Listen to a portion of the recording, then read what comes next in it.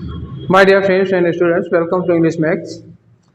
हम लोग subject verb agreement कर रहे थे, जिसमें 9 वीडियोज में हम आपको दे चुके हैं। 9 वीडियोज में करीब 22 रूल पढ़ाए हैं और उसमें सारे के सारे सब्जेक्ट वर्ब एग्रीमेंट के रूल कवर हो जाते हैं। और एक इसके पहले आप लोग डिस्कशन भी ले चुके हैं, जिसमें सब्जेक्ट वर्ब एग्रीमेंट का पहला डिस्कशन जो एरर पर बेस्ड था, खास तौर से एरर का लेवल 1 वाला आपको दे चुका हूं। L1 का है या लेवल 1, जिसमें जो मैंने रूल्स पढ़ाए थे उससे डायरेक्ट क्वेश्चंस मिले थे। अब इसमें कल मैंने आपसे बताया था कि एक सब्जेक्ट वर्ब एग्रीमेंट के एरर का लेवल 2 आप लोगों को देंगे, लेकिन लेवल 2 समझने के लिए आपको थोड़ा सा इस तरह से आमने सामने कन्फ्रंटेशन जरूरी था, क्योंकि आपको समझा दूं कि उसमें रूल तो लगता है सब्जेक्ट वर्ब एग्रीमेंट का, लेकिन सीधा सीधा नहीं लगता।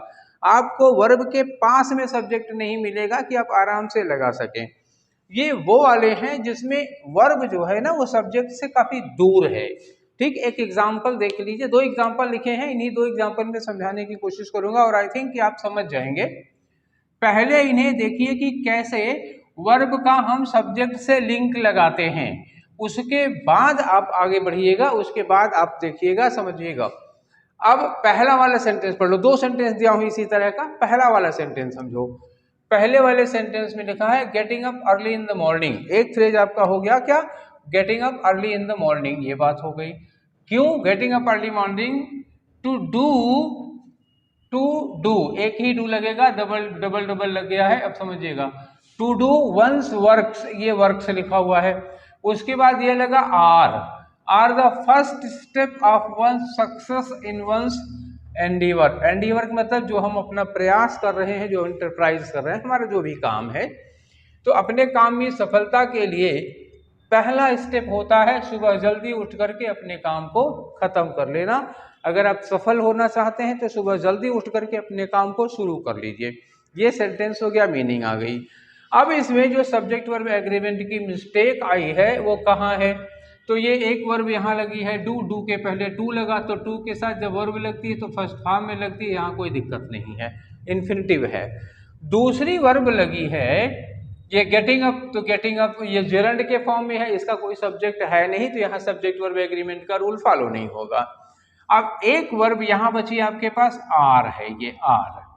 ये आर किसके लिए लगी है? सब्जेक्ट वर्ब एग्रीमेंट डिसाइड करने के पहले you will have to find out are is used for which subject. इसके पहले एक नाउन ये लिखा है वर्क्स, ठीक, आर के ठीक पास में क्या मिला? वर्क्स मिला। ठीक है, तो ये वर्क्स की वर्ब है या नहीं है, पहले तो ये डिसाइड करना होगा। लिखा है getting up early in the morning to do one's works are the first step. अब ये कहा जा रहा है कि पहला स्टेप होता है, आर के साथ ये लो, आर द फर्स्ट स्टेप, ये पहला कदम होता है सफलता का। तो सफलता का पहला कदम क्या होता है भाई?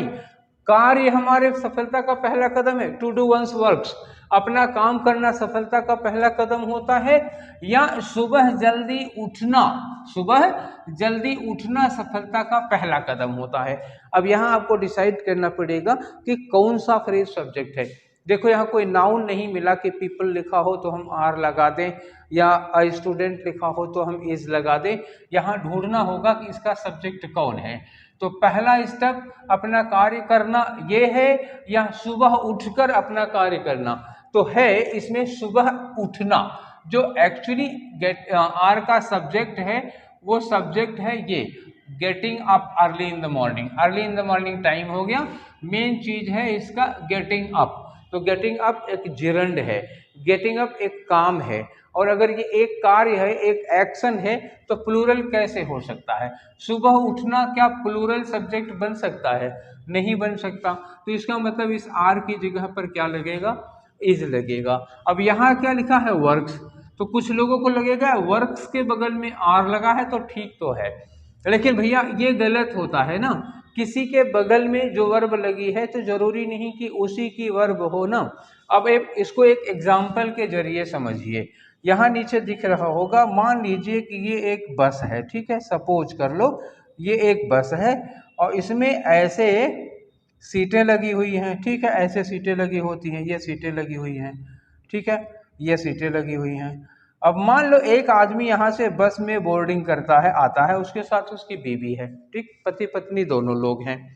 पति पत्नी दोनों लोग यहाँ आते हैं और यहाँ पर 3 सीटें हैं, यहाँ पर 3 सीटें हैं, यहाँ पर 3 सीटें हैं, सारी सीट भरी हुई है। जहाँ पर आए हैं ये सारी की सारी सीट भरी हुई है, कोई सीट खाली नहीं है। ये भी भरी हुई है, ये खाली खाली है, बाकी सारी सीटें भरी हुई हैं, बैठने की कोई जगह नहीं। तो इस सीट पर कौन बैठ जाएगा? पति पत्नी 2 लोग हैं, तो एक आदमी क्या हुआ कि इन्होंने अपनी पत्नी को यहाँ पर बैठा दिया। अब इन्होंने अपनी पत्नी को यहाँ बैठा दिया और खुद यहाँ पर क्या है, यहीं पे रॉड पकड़े, मतलब खड़े खड़े जा रहे हैं, ठीक। अब कंडक्टर जब यहाँ जाएगा टिकट काटते काटते काटते काटते, तो इनका टिकट, इनकी वाइफ का टिकट क्या इनसे पैसा लेगा जो उसके बगल में बैठा है? बिल्कुल नहीं लेगा ना, क्योंकि ये इनकी पत्नी यहाँ भले बैठी है लेकिन ये इनके पति नहीं है। तो कोई ज़रूरी नहीं है कि बगल में बस वगैरह में जिसके बगल में दुल्हन बैठी हो वही उसका दूल्हा हो, ऐसा ज़रूरी थोड़ा ना होता है। मान लो सीट नहीं मिली तो उसके बगल में हो सकता कहीं और बैठे हों, तो इनका पैसा कौन पे करेगा? इनका किराया तो ये पे करेंगे ना, मतलब सब्जेक्ट दूर है। ये कंडक्टर का काम होता है कि जो सवारी है उसके साथ में कौन है उसको ढूंढ ले, उसी से किराया लेगा। तो एग्ज़ाम देते समय, सब्जेक्ट वर्ब एग्रीमेंट करते समय आप लोगों को भी एक कंडक्टर का काम करना पड़ेगा, किस सवारी के साथ कौन सा आदमी है और उससे किराया लेना है, ठीक है। तो ये जो सवारी है ना आर, इसके साथी ये नहीं थे, इसका किराया ये नहीं देंगे, एक्चुअली इनके किराया ये देंगे, इसका सब्जेक्ट ये है। तो सब्जेक्ट ढूंढना आपकी जिम्मेदारी है। You will have to play a role of conductor and find out who will pay the fare of a particular passenger, ठीक है। यहाँ आ जाओ, ठीक उसी तरह से ये क्वेश्चन है। इस क्वेश्चन में भी कुछ ऐसा ही काम कर दिया है मैंने। आप ढूंढिए, वर्ब को मान लीजिए दुल्हन है और उसका दूल्हा ढूंढिए कौन है। तो इसमें the decision of honourable supreme court to resolve these issues have disturbed the anti social elements. Have disturbed, यहाँ है हैव डिस्टर्ब्ड, ये वर्ब है, तो एंटी सोशल एलिमेंट्स को डिस्टर्ब कर दिया। किसने डिस्टर्ब किया है? आपको इशूज यहाँ मिल रहा है एक क्या, दीज इशूज, दीज इशूज, ये इन मुद्दों ने उन लोगों को डिस्टर्ब कर दिया कि सुप्रीम कोर्ट ने डिस्टर्ब कर दिया, कि सुप्रीम कोर्ट के डिसीजन ने डिस्टर्ब कर दिया। 3 चीजें मिल रही हैं, बता दो। डिसीजन है, ऑनरेबल सुप्रीम कोर्ट है और इशूज हैं, इन्होंने डिस्टर्ब किया है। तो इस डिस्टर्ब, हैव डिस्टर्ब का सब्जेक्ट कौन है? तो इशूज ने नहीं डिस्टर्ब किया है, सुप्रीम कोर्ट ने नहीं डिस्टर्ब किया है, बल्कि सुप्रीम कोर्ट के डिसीजन ने डिस्टर्ब किया है। तो हैव डिस्टर्ब का सब्जेक्ट कौन होगा? The decision, the decision of supreme court. और डिसीजन सिंगुलर सब्जेक्ट है, वो सिंगुलर सब्जेक्ट है, तो यहाँ हैव नहीं होगा, इसके लिए क्या होगा? हैज होगा। आप जो गलती करते हो ना कि हैव इशूज के साथ हैव लगा हुआ है, भैया इशूज के साथ हैव लगा है, इसका मतलब जानते हो ना, ये सवारी इनकी नहीं है, ये इनके साथ बैठी भले है लेकिन उनकी वर्ब नहीं है। इनके दूल्हे को पहचानिए, इनका दूल्हा यहाँ है, ठीक है। सही से पहचान लो, तब आपका सब्जेक्ट वर्ब एग्रीमेंट सही होगा। ये थोड़ी सी पेचीदगी की कॉम्प्लिकेशन था। कल वाले सेट में इस तरह के क्वेश्चन नहीं थे, कल वाले प्लेन थे, एकदम सब्जेक्ट के बगल में वर्ब लगी हुई थी, आपने आराम से लगा लिया, ठीक है। लेकिन थोड़ा एडवांस लेवल में इस तरह के क्वेश्चंस आते हैं। आज जो आप लोग सेट करने जा रहे हैं अभी, उसमें इस तरह के क्वेश्चन मिलेंगे और इसी तरह का सारा सेट है, इसीलिए इसका नाम लेवल 2 है, ठीक है। तो चलिए शुरू करते हैं हम लोग आज का अपना डिस्कशन। तो हम लोग करने चल रहे हैं सब्जेक्ट वर्ब एग्रीमेंट के एरर्स के वो क्वेश्चन जिनका लेवल थोड़ा हाई है कल वाले से, और ये है लेवल 2। कल हम लोगों ने लेवल 1 के क्वेश्चन किए थे और अभी थोड़ी देर पहले मैंने आप लोगों को बताया कि लेवल 2 के क्वेश्चन कैसे होंगे और उनमें सब्जेक्ट वर्ब एग्रीमेंट की एरर कैसे पानी है, ठीक है। वर्ब का सब्जेक्ट से कैसे रिलेशन लगाएंगे, और ये हमारा आज का प्रैक्टिस सेट 2 है, ठीक है। तो ज़्यादा टाइम ना वेस्ट करते हुए शुरू करते हैं अपना डिस्कशन। और ये रहा आपका क्वेश्चन 1 और 2 आपकी स्क्रीन पर। आ जाओ। देखो पहला क्वेश्चन क्या कह रहा है कि in emerging economies the private credit market remains highly segmented and thus weak power of monetary policy. ठीक है, ये हमारा क्वेश्चन है। अब इसमें कई सारी वर्ब हैं, कई सारे सेगमेंट हैं, तो आपको सबसे पहले क्या करना होगा, सबसे पहले आपको सारी वर्ब्स देखनी पड़ेंगी एक एक करके। वर्ब इन एमर्जिंग इकोनॉमीज कोई वर्ब नहीं है। Private credit market remains, remains देखो ये लगी है, एक वर्ब लगी और इसमें वर्ब में एस लगा हुआ है। ठीक इसका सब्जेक्ट कौन है, रिमेन्स का सब्जेक्ट है प्राइवेट क्रेडिट मार्केट। ठीक है, प्राइवेट क्रेडिट मार्केट एक सिंगुलर सब्जेक्ट है, इसके साथ वर्ब में एस लगा हुआ है तो ये ठीक है। ठीक, हाईली सेगमेंटेड एंड, ये एंड आ गया। एंड के बाद फिर हमारा एक क्लॉज आ रहा है दस weekend power of monetary policy. तो यही जो सब्जेक्ट है प्राइवेट क्रेडिट मार्केट, इसके लिए हमारे पास दो वर्ब हैं, एक में वर्ब में एस लगा हुआ है और एक में वर्ब की फर्स्ट फॉर्म है, और सब्जेक्ट क्या है, यही प्राइवेट क्रेडिट मार्केट है। तो प्राइवेट क्रेडिट मार्केट के लिए हमारे पास दो वर्ब, एक ये वाली वर्ब आ गई और एक ये वाली वर्ब आ गई। तो प्राइवेट क्रेडिट मार्केट सिंगुलर है, अगर वर्ब में एस लगाना करेक्ट है तो इसका मतलब वर्ब की फर्स्ट फॉर्म वाली इनकरेक्ट है। अच्छा, दूसरी बात ऐसे समझ लो कि जब भी हम एंड वगैरह से या किसी कंजंक्शन से दो वर्ब जोड़ते हैं तो इस बार जैसी वर्ब होगी, अगर इस बार वर्ब में एस लगा है तो इस बार भी वर्ब में एस होना चाहिए, ये रूल है। ठीक है, दोनों ओर किसी भी कंजंक्शंस के दोनों तरफ वर्ब एक ही जैसी होनी चाहिए। अब देखना है कि पहली सही है कि दूसरी सही है। अभी थोड़ी देर पहले मैंने आपको बताया कि ये रिमेन्स ये सही है क्योंकि सब्जेक्ट है प्राइवेट क्रेडिट मार्केट, तो ये वीकेंड गलत है। यहाँ क्या होना चाहिए, यहाँ होना चाहिए था वीकेंड्स। क्लियर हो गई बात? ठीक है, रिमेन्स होगा तो वीकेंड्स होगा, समझ में आया? तो ये वाला पोर्शन इनकरेक्ट था। अब आ जाओ हमारे क्वेश्चन नंबर 2 में। ठीक है, देखो क्वेश्चन नंबर 2 क्या कह रहा है। क्वेश्चन नंबर 2 है in spite of the best governmental efforts, एक बात हो गई, emission of green house gases and noxious chemicals remain a cause of worry. अब आपको ये देखने में लग रहा है हमारी वर्ब कहाँ है, रिमेन है। अब रिमेन के लिए सब्जेक्ट कौन सा लगा है, मैंने थोड़ी देर पहले आप लोगों को बताया था कि वर्ब का सब्जेक्ट से रिलेशन जोड़ लो, वरना फिर गलत आदमी से टिकट ले लेगा कंडक्टर। ध्यान रखो, ये रिमेन्स किसके लिए लगा हुआ है, क्या ये नॉक्सियस केमिकल्स के लिए लगा हुआ है या फिर ग्रीन हाउस गैसेस के लिए लगा हुआ है? एक्चुअली इन दोनों के लिए नहीं लगा है, लगा है किसके लिए, इमिशन ऑफ। ठीक है, कोई टर्म लगा, यहाँ ऑफ लगा, इसके बाद फिर कुछ लगा, एंड लगा, फिर कुछ लगा, अब इसके साथ हम वर्ब लगा रहे हैं। तो ये जो ऑफ लगा, ये प्रीपोजिशन है ना, ऑफ लगा हुआ है, तो ये वर्ब जो होगी ना इन दोनों के पहले यहाँ आके कनेक्ट होगी। ना तो ग्रीन हाउस गैसेस के लिए है, ना नॉक्सियस केमिकल्स के लिए है, क्या है, इमिशन ऑफ दीज थिंग्स। तो इमिशन के लिए लगेगा, जो वर्ब आपकी लगेगी ये रिमेन, एक्चुअली इसका सब्जेक्ट कौन है, इमिशन है, और इमिशन एक एक्शन है, ये सिंगुलर सब्जेक्ट है। इमिशन सिंगुलर सब्जेक्ट है तो रिमेन की जगह पर क्या होना चाहिए, रिमेन्स होना चाहिए। यहाँ चाहिए था हमको वर्ब में एस। ठीक है, तो समझ में आ गया क्या एरर हो गई, इसमें जो वर्ब की एरर है वो रिमेन में है, रिमेन्स होना चाहिए, सिंगुलर वर्ब चाहिए था क्योंकि ये इमिशन के लिए लगा हुआ है। 2 क्वेश्चन हो गए, चलिए आगे बढ़ते हैं। अब ये रहा हमारा क्वेश्चन नंबर 3। ठीक है, आपको आज लग रहा होगा ना कि कल वाले से क्वेश्चन थोड़े स्टैंडर्ड जा रहे हैं। ठीक है, इसी लेवल पर मुझे लाना था आपको, आपने ये कर लिया तो समझ लीजिए पक्का हो गया, इसके बाद एरर नहीं फंसेगी। सब्जेक्ट वर्ब एग्रीमेंट की तो फिलहाल कतई नहीं। ठीक, अब ये तीसरा क्वेश्चन है हमारा, his comments came after research group had said that.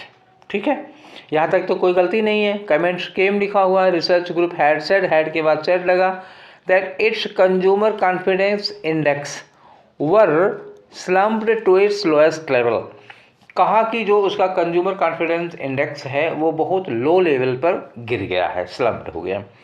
अब यहाँ देखना जो वर्ब लगी हुई है ये हमारी वर्ब है, वो किसके लिए लगी है, क्या गिर गया, कंज्यूमर कॉन्फिडेंस इंडेक्स गिर गया। अब ये इंडेक्स बताओ सिंगुलर सब्जेक्ट है या प्लूरल है?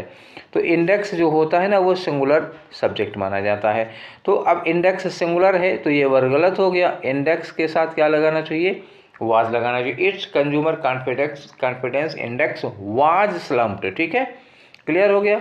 अब इसमें आ जाओ, सम जेन्युइन इशूज एग्जिस्ट।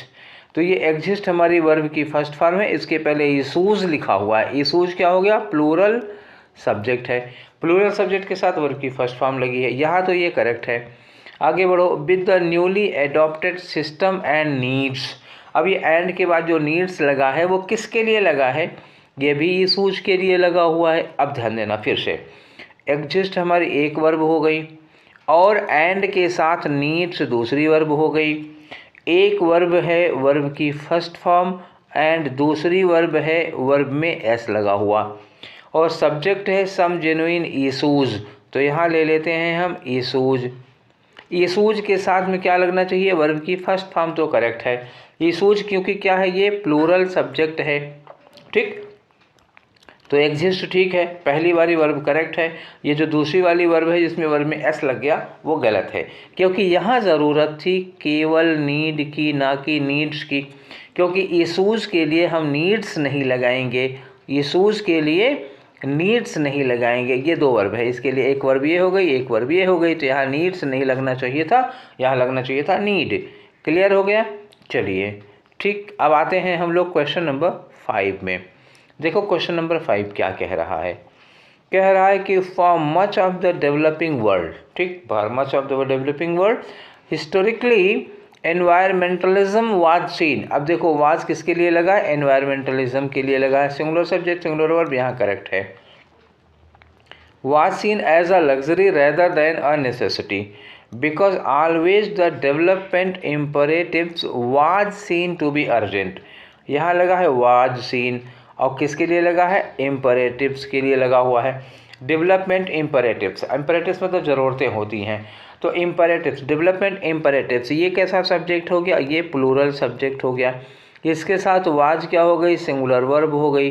तो ये तो जोड़ा गलत बन गया भाई, ठीक है, ये जोड़ा ठीक नहीं है। तो वाज की जगह क्या होना चाहिए? वर होना चाहिए। Development imperatives were seen to be urgent. ठीक है ना, क्लियर हुआ? ठीक है, बता दीजिएगा क्लियर हुआ है कि नहीं हुआ है। इम्परेटिव्स के साथ वाज नहीं वर लगेगा। ठीक, आ जाओ क्वेश्चन नंबर 6 में। ठीक, the unskilled class of workers, फिर देखो ये ऑफ लगा है। Unskilled class of workers are the most exploited class under the present labour contract system. तो ये जो आर लगा है बच्चा, वो किसके लिए लगा है? आर वर्कर्स के लिए लगा है या अनस्किल्ड क्लास के लिए लगा है? एक्चुअली ये क्लास, अनस्किल्ड क्लास, ये कलेक्टिव नाउन है। अच्छा, जब कलेक्टिव नाउन होगा तो, और वो सिंगुलर होगा तो उसके साथ वर्ब सिंगुलर लगाई जाएगी। कल जैसे मैंने कहा था कि a herd of elephants, a herd of elephants ऐसे लिखा हुआ है, ठीक है, अ हर्ड ऑफ एलिफेंट्स। अब क्या करोगे? वाज सीन होगा या वर सीन होगा? तो डिपेंड करता है कि हम एलिफेंट्स के लिए तो वर भी नहीं लगा, हम तो लगा रहे अ हर्ड के लिए लगा ना, तो वाज लगाना चाहिए था, वर नहीं लगाना चाहिए। बिल्कुल वही सिचुएशन यहाँ पे दी हुई है, अनस्किल्ड क्लास ऑफ वर्कर्स। तो हम जो वर्ब लगाएंगे वो किसके लिए लगाएंगे? क्लास के लिए लगाएंगे, ना कि वर्कर्स के लिए लगाएंगे। और क्लास सिंगुलर होगा, कलेक्टिव नाउन है, और यहाँ पे क्या होनी चाहिए? इज होनी चाहिए। आई थिंक अब आपको क्लियर हो गया होगा, ठीक है। अब इसके आगे बढ़ो, क्वेश्चन नंबर 7 पे आ जाते हैं। क्वेश्चन नंबर 7 और 8 आपको दिखाई दे रहा होगा, ठीक है, आ जाओ। Mumbai is full of tall buildings, Mumbai के लिए इज लगा हुआ, ये वर्ब करेक्ट है। विच इज का मतलब ये सिचुएशन, ये क्या है? मुंबई का ऊंची ऊंची बिल्डिंगों से भरा होना, ये कंडीशन है, उसके साथ इज लगा, यहाँ भी करेक्ट है। Which is at once its strength as well as weakness depending upon how one look at it। अब देखो यहाँ लिखा है वन, और वन के बाद क्या लिखा है? लुक। तो वन क्या है हमारा? सब्जेक्ट, और लुक क्या है? हमारी वर्ब। तो वर्ब सब्जेक्ट कैसा होगा, सिंगुलर सब्जेक्ट होगा। अगर वर्ब सिंगुलर सब्जेक्ट है तो वर्ब में क्या लगना चाहिए, एस लगना चाहिए। तो ये लुक की जगह क्या होगा, लुक्स होगा। How one looks at it, ठीक है ना। तो कहाँ गलती हो गई, लुक की गलती हो गई। अब आगे आ जाओ, क्वेश्चन नंबर 8 में आ जाओ। A letter of recommendations from principal and the head of English department, ठीक है।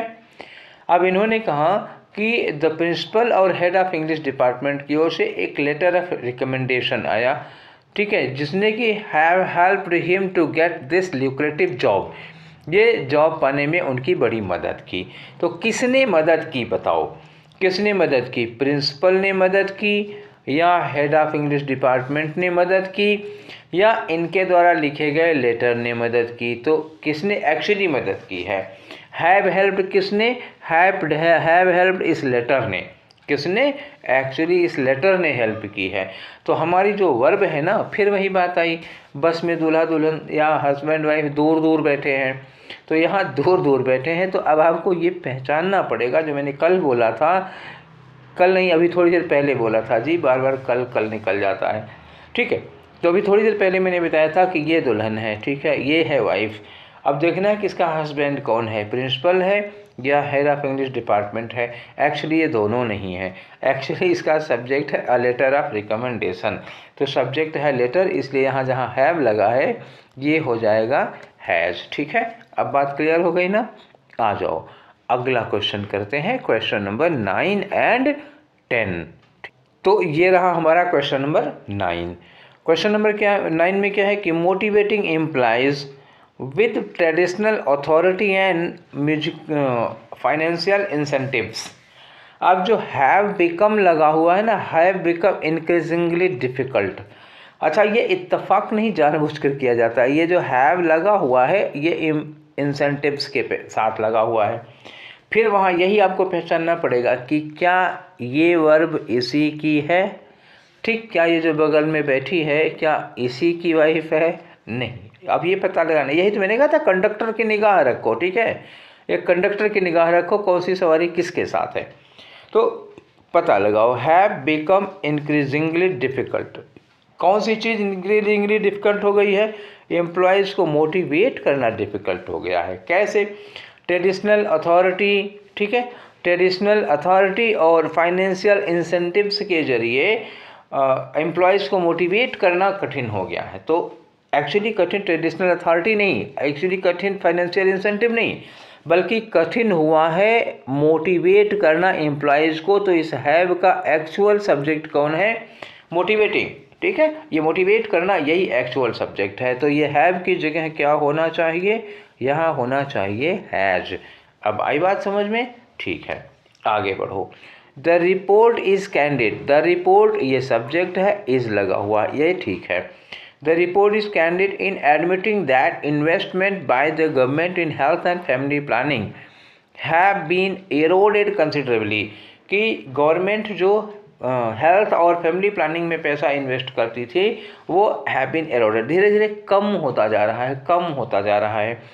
तो हैव बीन एरोडेड का सब्जेक्ट कौन है, हैव बीन एरोडेड इसका सब्जेक्ट कौन है, हेल्थ और फैमिली प्लानिंग इसका सब्जेक्ट है या इन्वेस्टमेंट बाय द गवर्नमेंट, ठीक है। तो देखो क्या कम हुआ है जी, हेल्थ और फैमिली प्लानिंग कम हुई है या गवर्नमेंट का इन्वेस्टमेंट कम हुआ है। तो जाहिर सी बात है हैव बीन एरोडेड का सब्जेक्ट कौन है, इन्वेस्टमेंट है। इन्वेस्टमेंट गवर्नमेंट ने कम कर दिया है ना, इस सेक्टर में पैसा कम लगा रही है। तो चूंकि इन्वेस्टमेंट अब हमारा सिंगुलर सब्जेक्ट है, तो इसके लिए हमें यहाँ हैव बीन की जगह क्या लगाना चाहिए था, हैज़ बीन। ये एक प्लानिंग होती है, इस तरह का सेंटेंस जानबूझ कर दिया जाता है कि जो वर्ब है ना, प्लूरल वर्ब होगी तो उसके पहले जानबूझकर ऐसा प्लान करके कुछ ऐसा वर्ड लाया जाएगा जो प्लूरल होगा, लेकिन वो उसका सब्जेक्ट नहीं होगा। पहचानिएगा सब्जेक्ट कौन है, नहीं तो धोखा खा जाएंगे। अब आ जाओ क्वेश्चन नंबर 11 में। आई थिंक अब तक तो आप लोगों को ये मतलब इंट्यूशन जग गया होगा, समझ गए होंगे ना कि कैसे हमें इसको पकड़ना है, ठीक है। अब आ जाओ क्वेश्चन नंबर 11 में। 11 क्या कह रहा है, the new facts he has discovered, एक बात, and the new arguments he has advanced, ठीक। ये लगा आर्गूमेंट्स ही हैज एडवांस्ड और new facts he has discovered. अब ये हो गई क्या, दो बातें, ठीक है, दोनों बातें जुड़ गई। तो क्या करोगे, has not changed my opinion. Has not changed my opinion का सब्जेक्ट कौन है, इस हैज़ नॉट चेंज का सब्जेक्ट कौन है, किसने मेरी ओपिनियन को नहीं बदला। न्यू एडवांसमेंट ही हैज़ एडवांस्ड, या न्यू आर्गूमेंट ही हैज़ एडवांस्ड, या द न्यू फैक्ट ही हैज़ डिस्कवर्ड। एक्चुअली ये नहीं, दोनों के दोनों, ना तो ये फैक्ट्स और ना ये उसके आर्गूमेंट्स, इन दोनों में से कोई भी नहीं, मतलब दोनों नहीं ना, हैज़ नॉट चेंज। तब जो दो बातें हो जाएंगी तो हैज़ की जगह क्या लगेगा, हैव लगेगा, ठीक है। तो इसमें जो हैव ये लग रहा है वो किसी एक नाउन के लिए नहीं, बल्कि एक फैक्ट ये और एक फैक्ट ये, दो फैक्ट मिला करके हमारे ओपिनियन को नहीं बदल पाए। तो दो फैक्ट चूँकि हैं इसलिए ये प्लूरल हो जाएगा और हैज़ गलत है, हैव होगा। अब आगे आ जाओ, not one of the 100, 12th में नॉट वन, नॉट वन का मतलब क्या हुआ, zero. Not one of the 100 of striking workers were allowed to go near the factory. ये वर्क किसके लिए लगा है, नॉट वन के लिए लगा है। अगर सब्जेक्ट जीरो है तो जीरो की वर्ब क्या होगी, सिंगुलर होगी, वाज लगेगा। क्लियर ना, ठीक है। अब आगे आ जाओ, क्वेश्चन नंबर 13 है। 13 में क्या है भैया, थोड़ा बड़ा क्वेश्चन है 14 वाला, कोई बात नहीं। 13 में the introduction of tea and coffee. अब आपको देखने में लग रहा होगा ना, टी एंड कॉफ़ी दो चीज़ हो गई, एंड सच अदर बेवरेजेस लो तीन चीज़ हो गई, ठीक है। इतनी सारी चीज़ें हो गई। थोड़ी देर पहले मैंने कहा था एक वर्ड है, ऑफ के साथ एक वर्ड, दो वर्ड एंड तीन वर्ड। अब हमें वर्ब लगानी है, तो ये जो ऑफ लगा ना, वर्ब कहाँ भाग के आएगी, एक्चुअली ये ऑफ के पहले आ जाएगी, ठीक है। तो हमारा जो सब्जेक्ट है ना तो टी है, ना तो कॉफ़ी है और ना ही बेवरेजेज है, एक्चुअली इन तीनों का इंट्रोडक्शन, ठीक है ना, समझ गए।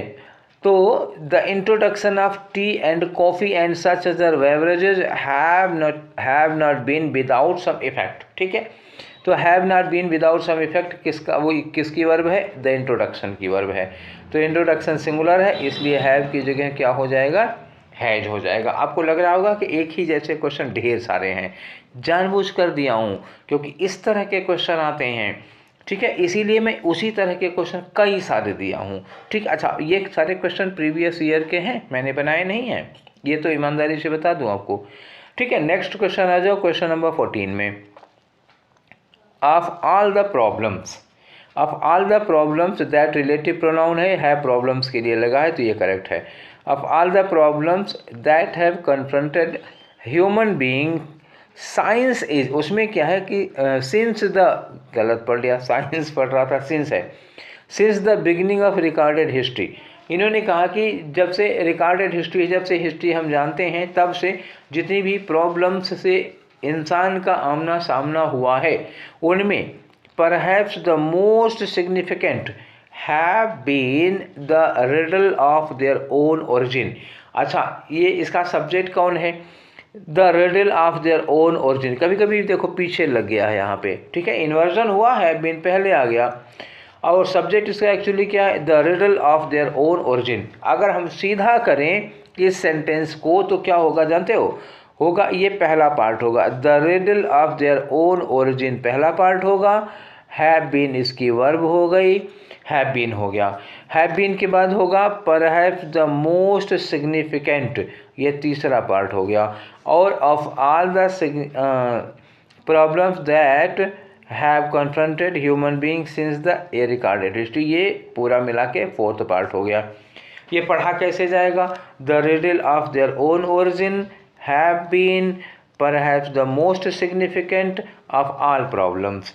तो हमारा सब्जेक्ट कौन है, सब्जेक्ट है the riddle of their own origin, इसके लिए हैव बीन लगाओगे, है एक्चुअली इसका सब्जेक्ट रिडल, तो यहाँ हैव की जगह क्या हो जाएगा, हैज हो जाएगा। समझ में आया, अब की बार सब्जेक्ट वर्ब के बाद में लगा हुआ है, ठीक। ऐसे आपको स्मार्टनेस दिखानी है तभी आपका सिलेक्शन हो पाएगा, इतना आसान भी नहीं है बच्चा, ठीक है। चलो आ जाओ, कल की सब्जेक्ट वर्ब एग्रीमेंट पढ़ के तो लगा होगा कि हलवा है, चम्मच लगाए बस खा लिए, दांत नहीं हो तब भी निकल लेंगे। अब ये देख दो, ये वाली एरर्स हैं, ये बिना दांत के नहीं खा पाओगे। ठीक है, आगे आ जाओ। How well a person completes his own assignments depend upon his skill. कोई आदमी अपने असाइनमेंट को कितने अच्छे से ख़त्म करता है, कंप्लीट करता है, ये उसके स्किल पर डिपेंड करता है। तो क्या चीज़ डिपेंड करती है? ठीक, क्या चीज़ है जो उसके स्किल पर डिपेंड करती है? उसके असाइनमेंट्स उसकी स्किल पर डिपेंड करते हैं, या कैसे वो आदमी अपने असाइनमेंट्स को कंप्लीट करता है। तो एक्चुअली इसका जो सब्जेक्ट है वो असाइनमेंट्स नहीं है, बल्कि how well a person completes his assignment.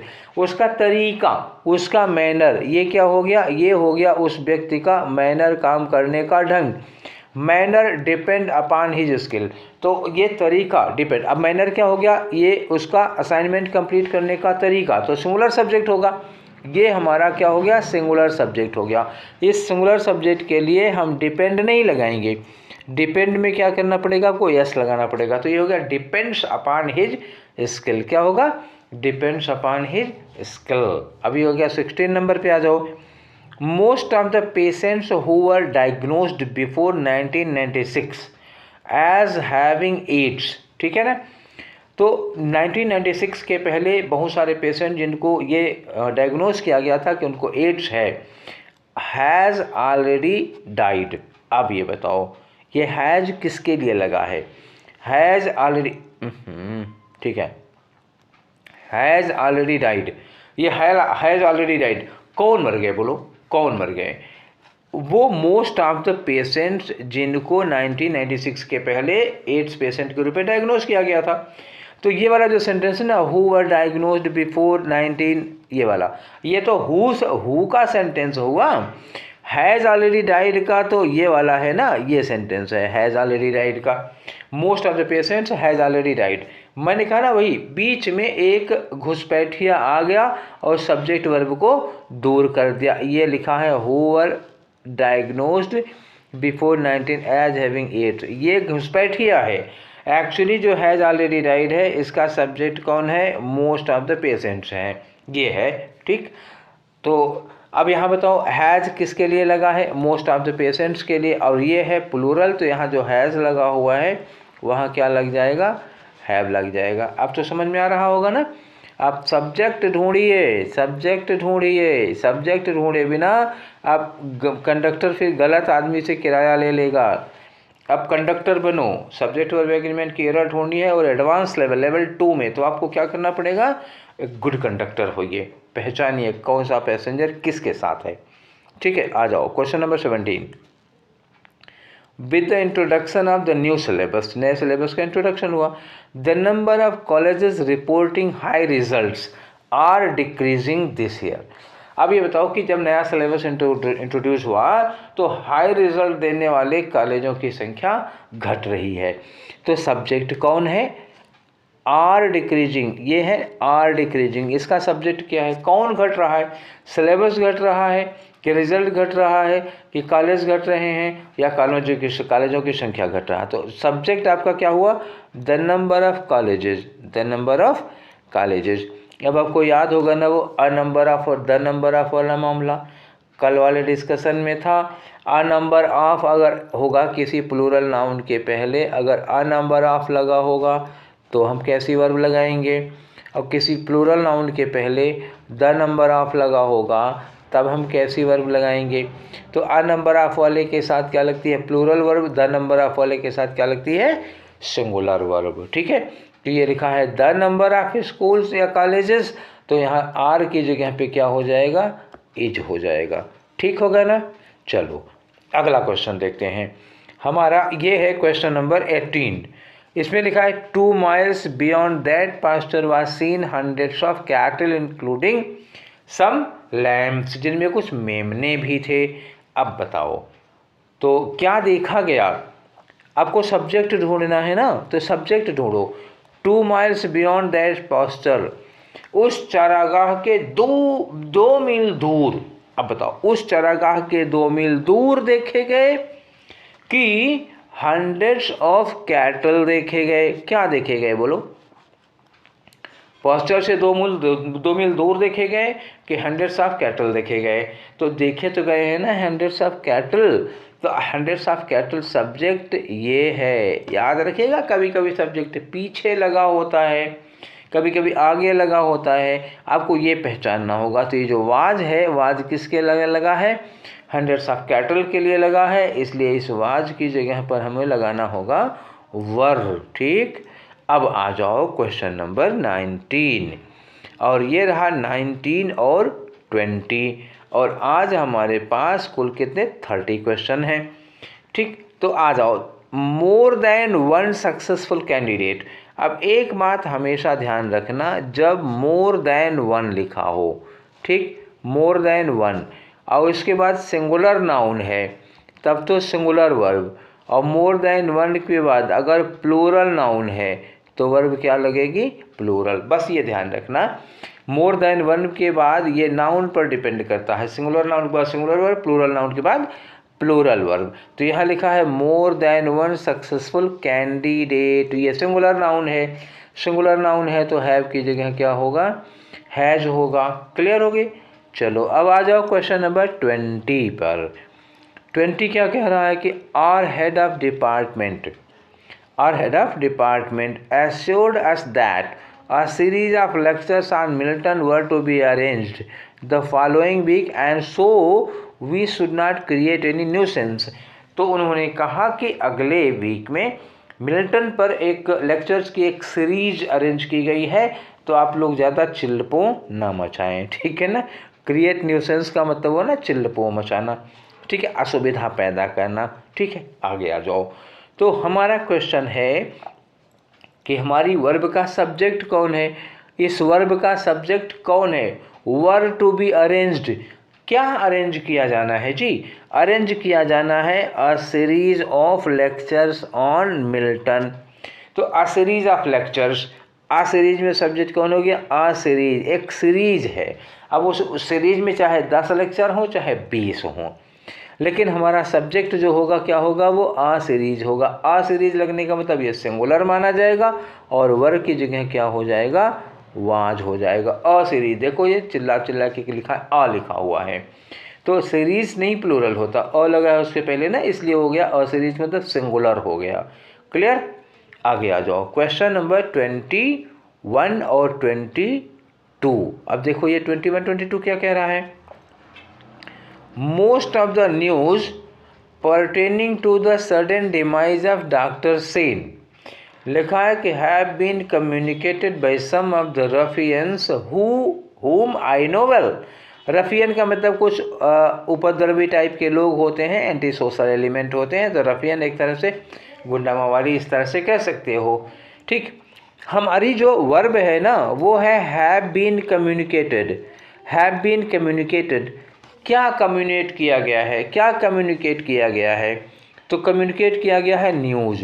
लिखा है most of the news pertaining to the sudden demise of doctor Sen.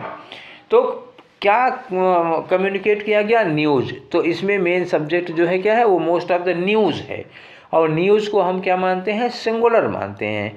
News singular है, इसलिए हैव की जगह क्या लगाना होगा? Has been communicated. Most of the news has been communicated. News communicate की जा रही है तो सिंगुलर होगी। ठीक है, आई थिंक समझ में आ गया होगा। इसके बाद हम करने चल रहे हैं क्वेश्चन नंबर 22।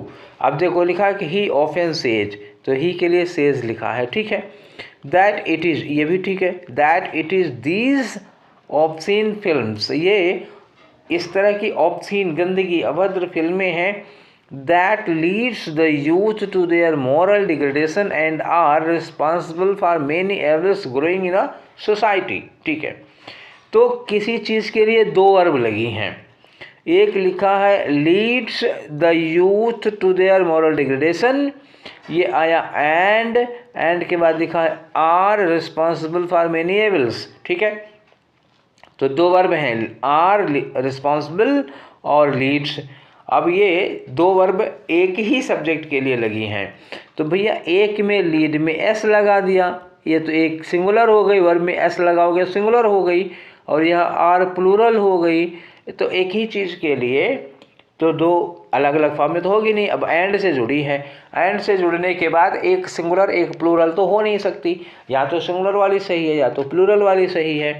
अब इसमें क्या करना पड़ेगा, ये दैट के लिए लगा हुआ है, तो दैट के लिए लगा हुआ, तो दैट किसके लिए लगा है, एक्चुअली इन फिल्म्स के लिए लगा हुआ है, दीज ऑफ सीन फिल्म्स। तो दीज ऑफ सीन फिल्म्स के लिए दैट रिलेटिव प्रोनाउन है, जैसे हु होता है जो का सेंस आया ना।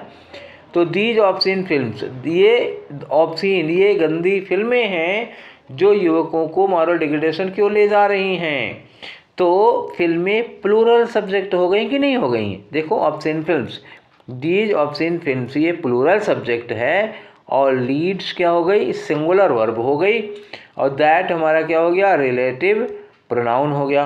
तो मैंने कहा था हु हो, विच हो, दैट हो, जो रिलेटिव प्रोनाउन की तरह काम करेगा, तो वर्ब किसको देख के लगेगी, जिसके लिए रिलेटिव प्रोनाउन लगा होगा। तो ये जो नाउन है ये क्या है, प्लूरल सब्जेक्ट है, और आपकी वर्ब सिंगुलर हो गई, लीड्स, तो यहाँ क्या होना चाहिए, लीड होना चाहिए, क्लियर, लीड। और ये जो आर है ये करेक्ट है। ठीक हो गया ना 22 क्वेश्चन। अब आ जाओ क्वेश्चन नंबर 23 पर। ये रहा आपका क्वेश्चन नंबर 23। अब आ जाओ, लिखा the available statistics indicates that the population of the world will double in about 30 years and human life will become more and more miserable.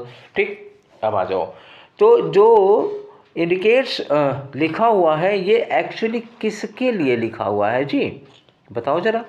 ये इंडिकेट्स किसके लिए, कौन इंडिकेट कर रहा है, अवेलेबल स्टैटिस्टिक्स। अब ये स्टैटिस्टिक्स क्या है, आपको याद करो वो मेरी क्लास जिसमें मैंने बताया था कि कुछ सब्जेक्ट्स के साथ जो सब्जेक्ट का नाम होता है उसके साथ सिंगुलर लगेगा, लेकिन स्टैटिस्टिक्स अगर डेटा के सेंस में आया, स्टैटिस्टिक्स, एक सेकंड रुके रहो मैं फिर से समझा देता हूँ। स्टैटिस्टिक्स का दो मतलब होगा, स्टैटिस्टिक्स अगर एक सब्जेक्ट है तो इसके साथ सिंगुलर वर्ब होगी, और यही स्टैटिस्टिक्स अगर डेटा के लिए आ रहा है, आंकड़ों के लिए आ रहा है, तो ये प्लूरल वर्ब लगेगी इसके साथ। और प्रेजेंट रेफरेंस में जो कह रहे हैं द अवेलेबल स्टैटिस्टिक्स, तो ये विषय नहीं है, ये क्या है, अवेलेबल स्टिक्स मतलब डेटा, और तो ये इंडिकेट्स नहीं होना चाहिए, इंडिकेट होगा, क्योंकि यहाँ वो डेटा के सेंस में आया है तो वो प्लूरल है, उसके साथ वर्ब प्लूरल लगेगी, तो आपको इंडिकेट्स में से एस हटाना पड़ेगा। ठीक है, अब आ जाओ question number 24। Nobody else but these commonly young women have played a prank on you, but it is pitiable that you don't understand it। अब आ गया nobody else but, देखो यहाँ क्या लिखा, else but।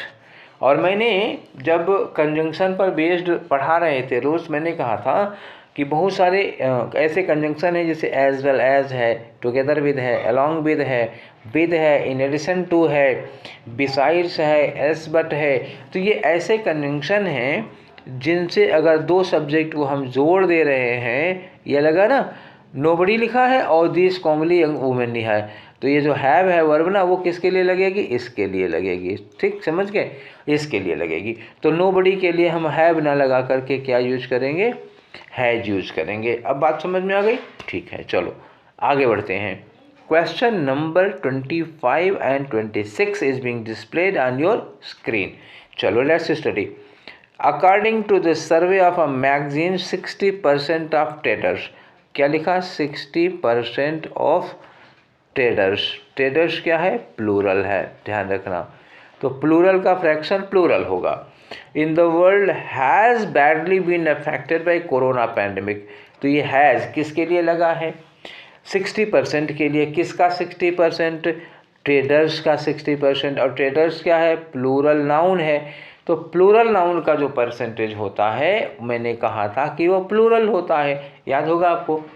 प्लूरल नाउन का percentage plural होता है, इसलिए इसके साथ वर्ब लगेगी प्लूरल। और आपकी हैज़ गलत है, हैज की जगह क्या होना चाहिए, इस हैज की जगह होना चाहिए था हैव। एक बार फिर समझिए क्यों, क्योंकि 60% फ्रैक्शन है किसका, ट्रेडर्स का, तो प्लूरल का फ्रैक्शन प्लूरल होता है। ठीक, और इसलिए हैज की जगह पर हैव होगा। Your brother is one of the performers, question number 26। Your brother is one of the performers who has won the stage by there excellent performance. अब ये हु किसके लिए लगा है बताओ, तुम्हारे भाई के लिए या उन परफॉर्मर्स के लिए? तो your brother is one of the performers, तुम्हारा भाई उन परफॉर्मर्स में से एक है जिन्होंने स्टेज का दिल जीत लिया, ऑडियंस का दिल जीत लिया। तो इस सेंटेंस में क्या करें, केवल तुम्हारे भाई ने ऑडियंस का दिल जीता है या फिर तुम्हारा भाई उनमें से एक है जिन्होंने जीता है? तो मतलब there are more than 2 persons, there are more than 1 person, ठीक, there are other persons also except your brother.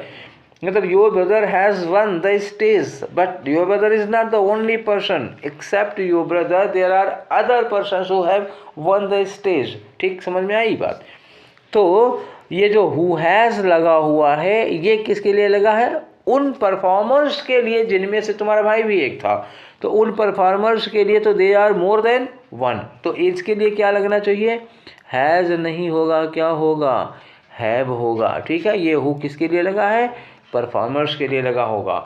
अगर यहाँ 1 के पहले ओनली 1 लगा होता तो फिर तुम्हारे भाई के लिए लगा होता, तब ये सेंटेंस हैज़ में होता। क्लियर हो गई बात? अब आगे आ जाओ क्वेश्चन नंबर 27 और 28 पर। ठीक है, यहाँ लिखा कि the Reserve Bank of India decision, Reserve Bank of India का डिसीजन था to waive ATM charges have put banks in difficult position. Waive का मतलब क्या होता है ना, थोड़ी छूट देना, रियायत देना ATM चार्जेस में। ठीक है, रिजर्व बैंक ने डिसीजन लिया था कि ATM चार्जेस में कुछ ढील दी जाएगी, थोड़ी छूट दी जाएगी, रियायत दी जाएगी। और उनके इस डिसीजन से जो दूसरी बैंकें हैं वो बड़ी डिफ़िकल्ट पोजीशन में आ गई। तो फिर गलत बात हो गई भाई। ठीक है, चलो इस बात को सुधार लेते हैं। तो क्या चीज़ है, किसने बैंकों को मुसीबत में डाल दिया है? किसने डाल दिया है? ATM चार्जेस ने डाल दिया है या फिर रिजर्व बैंक ने के डिसीजन ने डाल दिया है? तो एक्चुअली बैंकों को मुसीबत में डालने का जो काम किया है वो RBI के डिसीजन ने किया है। बात समझ में आ गई ना? तो RBI का डिसीजन है ये। ठीक है, तो यहाँ पे क्या लगना चाहिए? यहाँ पे लगना चाहिए जो हैव पुट है उसकी जगह पर हो जाना चाहिए हैज़ पुट। ठीक, बात क्लियर हो गई? ठीक, और ये है हमारा question number 28। Many people believe, तो ये बिलीव पीपल के लिए लगा है, पीपल प्लूरल है, बिलीव प्लूरल है, यहाँ तो ठीक है। That the nationalisation of banks in 1960s have protected India from the current financial crisis. अब ये वर्ब हमारी आई हैव प्रोटेक्टेड। ठीक, अब हैव प्रोटेक्टेड का सब्जेक्ट कौन है? Let's find out. तो हैव प्रोटेक्टेड इंडिया, ने इंडिया को बचाया। किसने बचाया इंडिया को? बैंक्स ने बचाया या बैंकों के नेशनलाइजेशन ने बचाया? तो बैंकों के नेशनलाइजेशन ने इंडिया को करंट फाइनेंशियल क्राइसिस से बचाया था। ठीक है, बैंक्स ने नहीं। अच्छा, दूसरा कारण इसमें एक और भी है कि द नेशनलाइजेशन, ये ऑफ लगा, ऑफ बैंक्स। तो मैंने ये कहा था आप लोगों के, और देखो एक और देख लो, यहाँ इन के बाद 1960s दिया है। तो एक टर्म ये हो गया, 1960s के बाद आपको मिल रहा है प्रोटेक्टेड, लेकिन 1960s के पहले इन लगा हुआ है, तो मतलब वो हम इन के पहले आ जाएं। इन के पहले आते हैं तो बैंक्स मिल जाता है, लेकिन उसके पहले फिर एक प्रीपोजिशन मिल जाता है ऑफ। इसका मतलब हमें इसके भी पहले चलना पड़ेगा। एक वर्ड, उसके बाद ऑफ लगा, फिर एक वर्ड, उसके बाद इन लगा, फिर हमारी वर्ब लगी है। तो अगर हम वर्ब को इसके लिए लगाते हैं तो गलत हो जाएगा, इसके लिए लगाते हैं तो गलत हो जाएगा, क्योंकि ये इन और ऑफ से कनेक्टेड है। इसका मतलब वर्ब को हमें कहाँ जाना होगा? इस पहले वाले टर्म पर। तो उसी के लिए लगा हुआ है द नेशनलाइजेशन। ठीक है, तो द नेशनलाइजेशन के लिए वर्ब लगाएंगे और है प्लूरल है, इसलिए इसकी जगह पर हो जाएगी सिंगुलर। क्लियर? चलो अब आते हैं हम क्वेश्चन नंबर 29 पे। तो क्वेश्चन नंबर 29 और 30 आपको स्क्रीन पर डिस्प्ले हो रहा होगा। चलो देखते हैं। क्वेश्चन नंबर 29 है द ऑडियंस फॉर इंडियाज, फिर देखिए ये ऑडियंस नहीं है, एक्चुअली ये ऑडिशंस है। ठीक है, तो ये रहा हमारा क्वेश्चन नंबर 29। देखो क्वेश्चन नंबर 29 में क्या लिखा है कि the auditions for India's first ever reality based pop band Hunt is going on in full swing. ठीक है, with numerous entries coming in. अब इसमें जो आपकी वर्ब लगी हुई है वो क्या है? Is going on. is going on, what is going on? Band is going on, band hunt is going on, या ऑडिशन इज गोइंग ऑन. ठीक है, India's first ever reality based band Hunt. तो ऑडिशन चल रहा है या band Hunt चल रहा है? तो एक्चुअली ऑडिशन चल रहा है. ठीक है, ऑडिशन किस में लिखा हुआ है? प्लूरल में लिखा हुआ है. ऑडिशंस, ऑडिशंस का मतलब क्या हुआ? इसके लिए मतलब ये प्लूरल में है ऑडिशन का. ऑडिशन तो आप लोग जानते ही होंगे ना जी, क्या होता है ऑडिशन. ठीक है, तो ये ऑडिशंस के लिए लगा हुआ है इज गोइंग ऑन, और ऑडिशंस जो कि प्लूरल में है इसलिए यहाँ पे इज की जगह क्या लगा देना चाहिए? और लगा देना चाहिए. ठीक है, इज दैट क्लियर? ठीक है, नेक्स्ट क्वेश्चन पे आ जाओ. हमारा क्वेश्चन नंबर 30 और आज के डिस्कशन का आखिरी क्वेश्चन. ये क्वेश्चन है कि the book which allegedly had incited people for communal riots have been banned in several states. एक बुक है जो जिस पर ये आरोप है कि उसने कम्युनल राइट्स के लिए लोगों को भड़काया, उसको कई स्टेट्स में बंद कर दिया गया है. हमारी वर्ब्स देख लो कौन सी हैं. पहली एक वर्ब है हमारी हैव बीन बैंड. ठीक है, दूसरी वर्ब है हैड इंसाइटेड. ठीक, अब हैड इंसाइटेड, हैड किसके लिए लगा है? विच के लिए लगा हुआ है. Which had incited. ठीक, तो ये पोर्शन हो गया which had incited people for communal rights. तो ये विच वाला पार्ट हो गया. अब जो हमारा हैव वाला पार्ट है वो एक्चुअली किसके साथ लगा हुआ है? रुकिए मैं फिर आपको ऐसे करके दिखाता हूँ. ये व्हिच लगा किसके लिए? बुक के लिए. ये पोर्शन यहाँ से अलग काट के निकाल लो. ठीक है, ये हो गया अलग पोर्शन काट के निकाल लिया. अब जो हैव बीन बैंड है वो actually what have been banned? ये बुक हैव बीन बैंड. तो ये बुक के लिए लगा हुआ है. किताब को बैन कर दिया गया ना, तो जो बुक है वो सिंगुलर है. तो सिंगुलर है तो इसके लिए हैव कैसे लगा सकते हो? This should be has been banned. ठीक है, समझ में आ गई बात? अच्छा, अभी मैंने थोड़ी देर पहले आप लोगों को बताया था कि अक्सर ये करते हैं कि जैसे यहाँ पे वर्ब हैव बीन लगा है, कुछ ऐसा किया जाएगा कि हैव बीन के पहले प्लूरल नाउन आ जाए. तो ये कम्युनल राइट्स जो है ना वो प्लूरल नाउन है. आपको लगेगा कि इसके लिए ये वर्ब लगी है तो ये प्लूरल है तो ये हैव सही होगा, पर एक्चुअली ये सोचना गलत है, क्योंकि उस हैव का सब्जेक्ट कम्युनल राइट्स ना हो करके क्या है? ये बुक है. ठीक है, मीनिंग निकाल के देख लिया करिए. हैव बीन बैंड, प्रतिबंध लगा दिया गया, तो राइट्स पे प्रतिबंध लगा है या बुक पे लगा है? तो एक्चुअली इस बुक पर प्रतिबंध लगाया गया है, बैन लगाया गया है, इसलिए हैव बीन का सब्जेक्ट बुक होगा और यहाँ हैव की जगह हैज होगी. ठीक है, तो ये थे आज के 30 क्वेश्चंस जो हम लोगों ने किए, और कल हम लोगों ने डिस्कशन किया था 50 क्वेश्चन. आज ये क्वेश्चन हो गए 30 क्वेश्चन. ठीक है, तो कुल मिला के 80 क्वेश्चन का आप लोगों ने डिस्कशन कर लिया है. ठीक, तो हम लोगों ने अभी सब्जेक्ट वर्ब एग्रीमेंट के क्लासेस ली, और क्लासेस में करीब 9 क्लासेस हुई हैं जिसमें हमने 22 रूल्स को डिस्कशन किया. ठीक है, अब सब्जेक्ट वर्ब एग्रीमेंट पर हम लोग प्रैक्टिस सेट कर रहे हैं, जिसमें मैंने आपको बताया था कि तीनों मोड में प्रैक्टिस करेंगे. एरर के मोड में, फेलर के मोड में और सेंटेंस इम्प्रूवमेंट के मोड में. तो एरर का हम 2 पार्ट करेंगे. पहला पार्ट हम लोग कर चुके हैं और दूसरा पार्ट आज करने चल रहे हैं. आज का पार्ट थोड़ा एडवांस था, कल वाले से आपको डिस्कस करने में पता लग ही गया होगा. ठीक है, जब आपने PDF सॉल्व किया होगा तभी आपको अंदाज़ा लग गया होगा कि आज का लेवल क्या है. अच्छा, इसी लेवल के क्वेश्चन पूछे जाते हैं और जब गड़बड़ होते हैं तो यही वाले गड़बड़ होते हैं. मैंने आपको दोनों लेवल के क्वेश्चन करा दिए हैं. I hope and I am sure कि अब आपको एरर में कोई गलती नहीं होनी चाहिए, खासतौर से सब्जेक्ट वर्ब एग्रीमेंट की हो. तो अब हम इसके बाद करेंगे फेलर के क्वेश्चन. तो फेलर में एक ही सेट देंगे, इसमें 2 लेवल का नहीं होगा, और सेंटेंस इंप्रूवमेंट में एक ही लेवल का होगा, इसमें 2 लेवल का नहीं होगा. तो सब्जेक्ट वर्ब एग्रीमेंट में कुल प्रैक्टिस सेट आपको 4 मिलने वाले हैं. ठीक है, तो ये सेशन कैसा लगा, और सेशन को एंजॉय करिए और अपनी अंग्रेजी इंप्रूव करिए. My best wishes are with you, और फिर मिलेंगे हम लोग नेक्स्ट सेशन में. Till then take care. Thank you.